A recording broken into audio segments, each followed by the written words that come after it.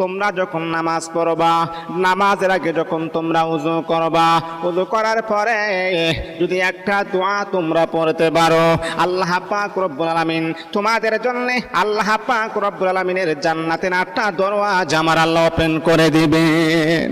ও আমার প্রিয় বন্ধুগণ, কি এমন দোয়া যে দোয়াটা পড়লে আল্লাহ পাক রব্বুল আলামিন আমার আপনার জন্য জান্নাতের 8টা দরওয়াজা খুলে দিবেন। এক নাম্বার হলো আল্লাহর হাবিব বিশ্বনবী বলে, যখন তুমি ওযু করবা, ওযু কমপ্লিট হওয়ার পরে এই আঙ্গুলটা এইরকম ভাবে উঁচা করে তুমি পড়বা, আশহাদু আল্লা ইলাহা ইল্লাল্লাহু ওয়াহদাহু লা শারীকা লাহু ওয়া আশহাদু আন্না মুহাম্মাদান আবদুহু ওয়া রাসূলুহু। এই দোয়াটা তুমি পড়বা।